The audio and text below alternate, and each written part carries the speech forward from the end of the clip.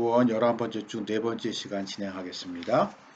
이번 시간엔 아우구스티누스에 대한 이야기, 아우구스티누스의 칭의에 관한 부분을 얘기를 나누겠습니다. 이 책, 맥그라스 교수가 쓴 이 책을 보게 해서 맥그라스 교수는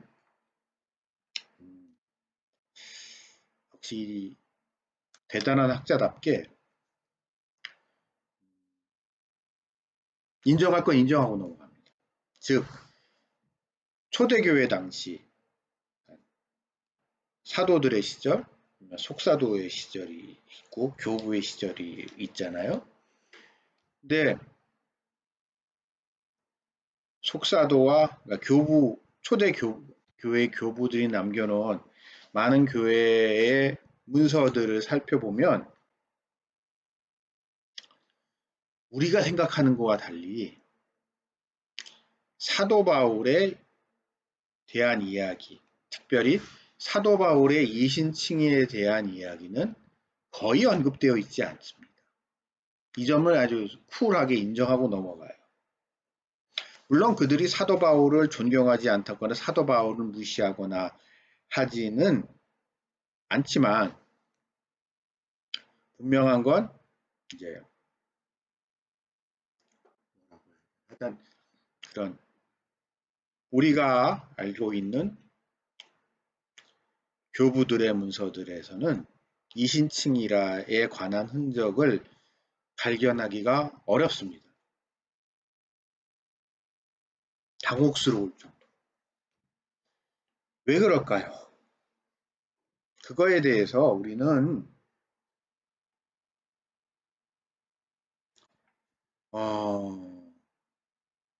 이 두 가지 점을 생각을 해봐야죠. 우리가 존경하는 교회의 교부들이 남긴 여러 문서들, 이레니우스를 비롯한 이그나티우스, 뭐 이런 많은 분들이 남긴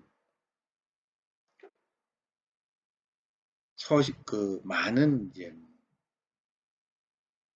폴리캅이라든가 이런 분들이 남겨놓은 이 문서들, 소중한 문서들이 참 많거든요. 그 문서들을 그분들은 그 당시 왜 남겼을까요? 그거는 그 시대의 시대적 상황을 이해해야만 합니다. 그때는 어떤 시대예요? 박해받던 시절이에요.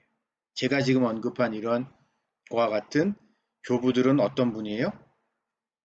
순교자들이에요. 박해받는 상황 속에서 교회 지도자였고 교회를 지켜야만 했지만 또 신앙을 지켜야만 했지만 그거로 말미암아 순교를 당했던 그런 분들이란 말이에요. 그런 분들에게 있어서 믿음이라는 것은 무엇일까요? 믿음이란 그것 때문에 죽는 것. 죽고 싶은 사람이 누가 있겠어요? 그러나 그것 때문에 죽게 되고 죽어야만 하는 그 무엇이 그분들에게 있어서는 믿음이었습니다. 이해가 되세요? 또한 그렇기 때문에 그분들이 남겨놓은 그 교부들의 문서들에 있어서의 핵심적인 부분은 순교를 하는 상황에서도 믿음을 버리지 말라. 교회를 지켜라. 주님은 다시 오신다. 라고 얘기하는 그러니까 순교를 찬미한다고 해야 되나요? 그러면서 그런 것들이 아주 강하게 배어 있습니다.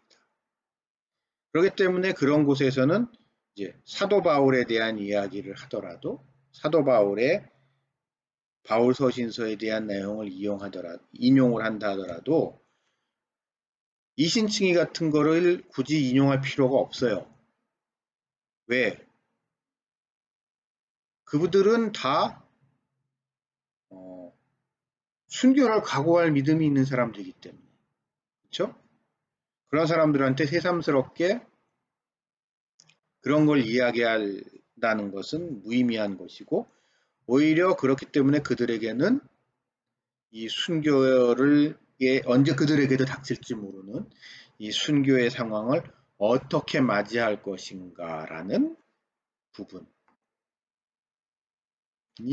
그에 대한 권면의 이야기들이 그 중심에 있게 됩니다. 우리가 무언가 어떠한 문서를 이해하기 위해서는요, 그 문서가 기록된 시대적인 상황, 역사적인 상황, 지리적인 상황, 이런 거를 고려하고 봐야 되는데, 일단 교부 시절에, 초대 교부 시절의 상황은 하여튼 그랬습니다.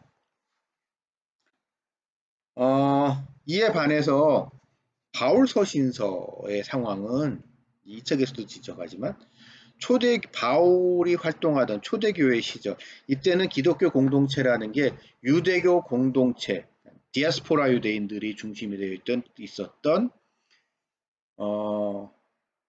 기존의 그러니까 회당을 중심으로 한 유대교 공동체와의, 그러니까 팽팽한 긴장 관계. 그러니까 처음에는 그 안에 있었죠. 사도 바울이 전도 여행을 가면서 제일 먼저 많은 지역에 가서 하자는 것 중에 하나가 뭐예요? 그 지역의 유대교 회당을 찾아가는 거잖아요. 그렇죠? 그렇기 때문에 물론 이제 아닌 그 이제 뭐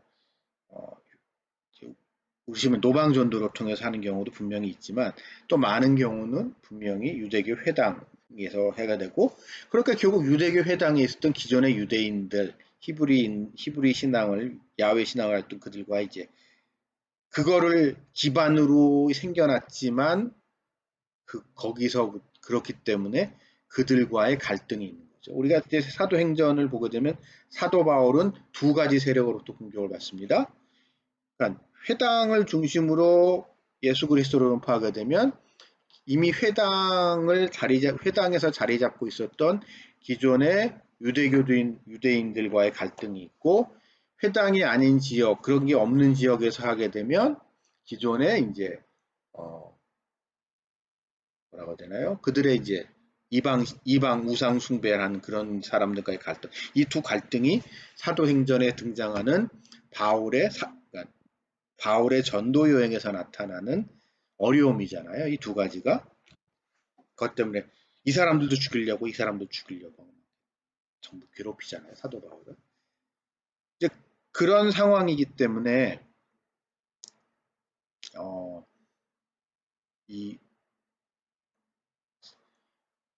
특별히 바울은 여기서도 얘기하고 있지만, 사도 바울이 바울 서신서에서 이신칭 율법, 그러니까 결국 그러면서 초대교회 그 상황 속에서, 유대교 회당 중심의 상황 속에서 갈등의 핵심은 뭐냐? 결국 율법 준수란 말이에요. 그러니까 결국 율법과 복음이라는 이 율법과 복음이 이렇게 서로 충돌하는, 그러니까 유대인들 입장에서는 야, 너가 만약에 나랑 같이 이렇게 하나님 믿는다 그러면 내가 하듯이 너도 해야지. 좀 이제 회당의 상황을 한번 놓고 봅시다. 회당의 상황 속에서 뭐 다 이걸 하고 있는데 왜 너만 안 하냐? 뭐 이런 갈등이 있다. 그러한 점을 고려해 봐야만 합니다. 그러니까 사도 바울의 상황과 사도 바울 이후의 교부들의 상황이 달랐던 거죠. 자, 이런 교부들의 상황, 순교자들의 상황. 교부자들은 대부분 순교자들이에요. 그들의 그 피값 위에 교회는 세워졌고, 교회는 공인되고, 교회는 세상 밖으로 나타나고, 교회는 제도화되고, 교회는 공식화되기 시작합니다. 그러면서 등장했던 슈퍼스타가 결국 아우구스티누스란 말이에요. 아우구스티누스는 결국 이전에 있었던 모든 것들을 최종적으로 종합 정리를 하면서 오늘날의 기독교의 틀을 잡아놓은 사람은 아우구스티누스란 말이에요. 그렇기 때문에 아우구스티누스는 그러면서 아우구스티누스의 시절은 뭐예요? 이미 박해는 끝났고 교회라는 것 자체가 하나의 제도화되고 기독과 단세의 기독권화 되어버린 그런 시대를 살고 있었습니다. 불과 이게 되게 짧은 시간 말이에요. 한 세대, 두 세대.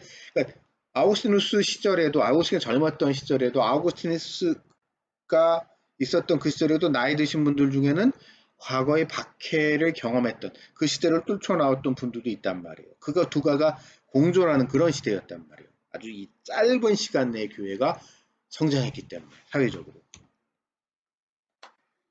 그래서 이제 아우구스티누스는 그러한 상황 속에서 있는 이런 복합적인 상황을 대비를 해야 됐고, 그거에 대한 이제 응답을 했습니다. 그러다 보니까 어구스티누스의 신학은요, 그의 일생을 걸쳐서 꾸준히 발전해 나아갑니다. 아우구스티누스는 분명히 여러분도 아시다시피 원래부터 교회를 다녔던 사람은 아니죠.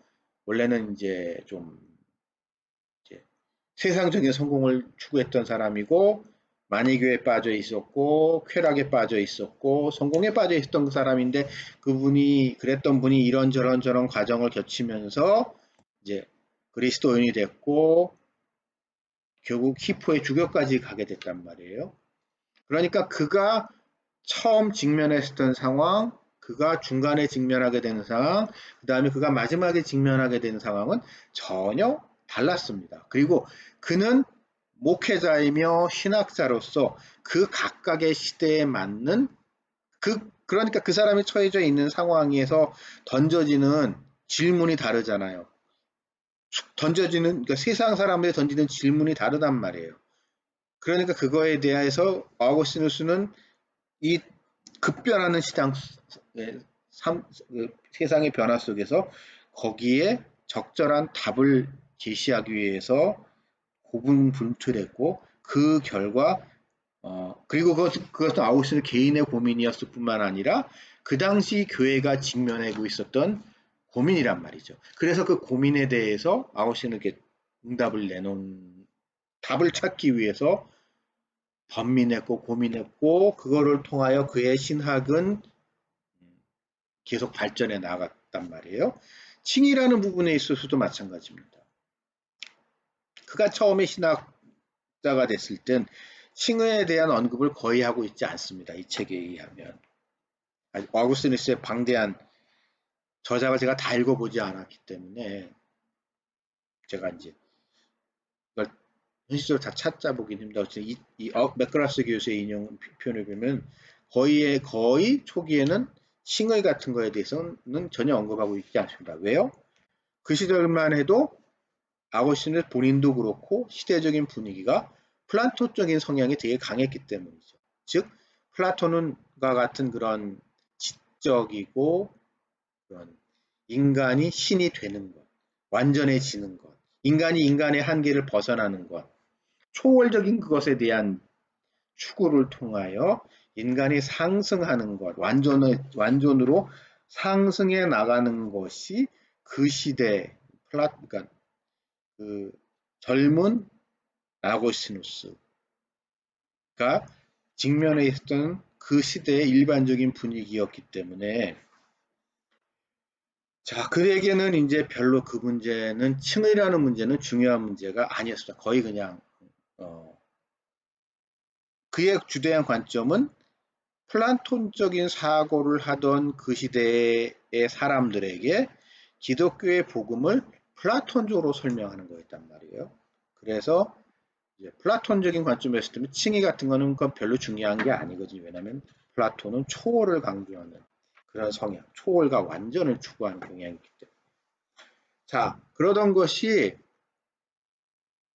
세월이 흐릅니다.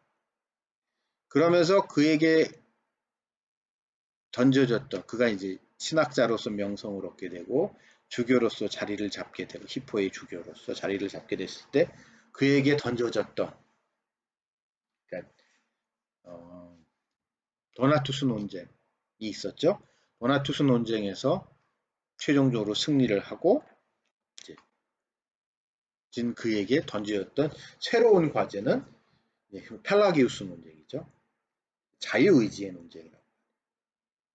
자, 펠라기우스가 등장하는 거는 펠라기우스는 지금의 영국 출신으로 전해지고 있습니다.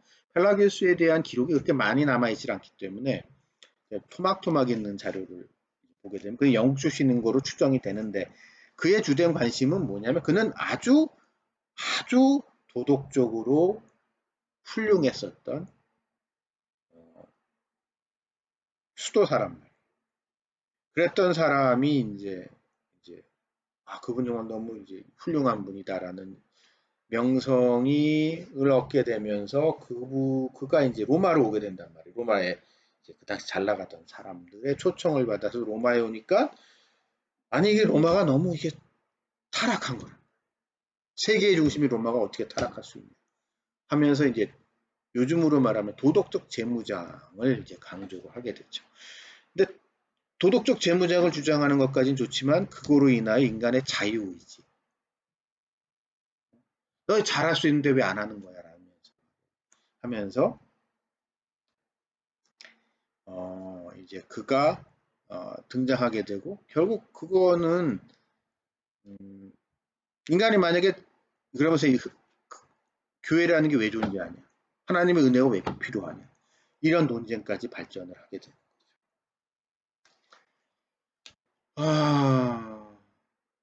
그러면서 우리가 알고 있는 이제 교회의 박사, 은혜 박사라고 하는 아우구스티누스가 등장하게 되고 아우구스티누스가 우리가 알고 있는 아우구스티누스가 된 거죠. 그럼 그 아우구스티누스에 있어서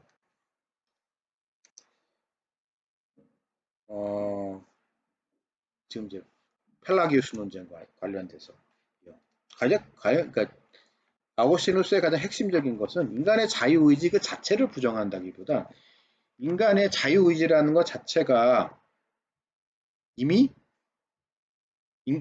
인간의 원죄로 말미암아 인간은 타락했고 그래서 선하게 창조된 인간은 그 흔적만 그러니까 흔적이 없어지진 않았지만 거의 무의미한 것이고 인간은 이미 죄의 노예가 되어 있고 그래서 인간의 자유의지도 노예가 되어 있었는데 하나님의 은총이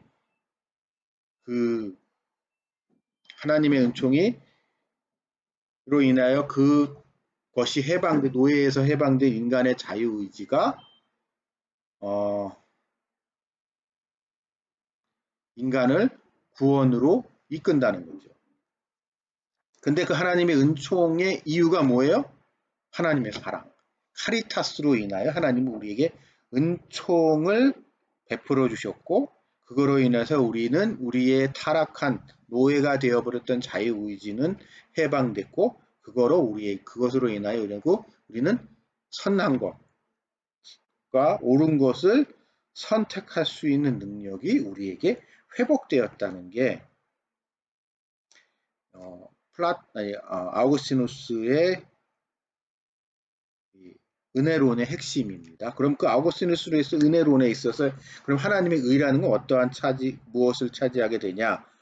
즉 이러한 하나님의 은총을 통하여 인간의 자유의지가 회복되고 그거로 인하여 죄인인 인간 자체가 완전히 의롭게 되는 거고 이게 의롭게 됨으로써 하나님과 인간의 관계가 회복되는 겁니다. 즉 이런 식으로 하나님의 의라는 관점을 하나님의 의라는 것, 그러니까 그 이전에는 오랫동안 무시되고 있었던 하나님의 의가 아우구스티누스를 통해서 아우구스티누스 은혜론 속에서 다시 발견이 되고 다시 언급이 되기 시작합니다. 즉 결론적으로 하나님의 의는 하나님이 그러니까 타락한 인간을 구원하셔서 인간을 의롭게 하셔서 하나님과 인간의 관계를 완전히 회복하는 것, 그것이 하나님의 의다라는 점을 그는 그의 은혜론을 통하여 언급하고 있습니다. 물론 아우구스티누스의 신학은 정말 방대하고 다양한 이야기를 하고 또 시간이 지나면서 변하는 부분이 그러니까 발전하는 부분이 되게 많기 때문에 다 언급하기 힘들지만 특히 의례노론에 관련된 그에게 있어서 그 은혜론에 있어서는 이런 부분이 있다는 점을 여러분들이 염두에 두시기 바랍니다. 그리고 바로 이러한 점은 이제 다음에 언급하겠지만 교회에 있어서 교회 신학에 있어서 이후에 지대한 영향을 미칩니다. 오늘은 여기까지고요. 다음 주에 다시 여러분을 찾아뵙겠습니다.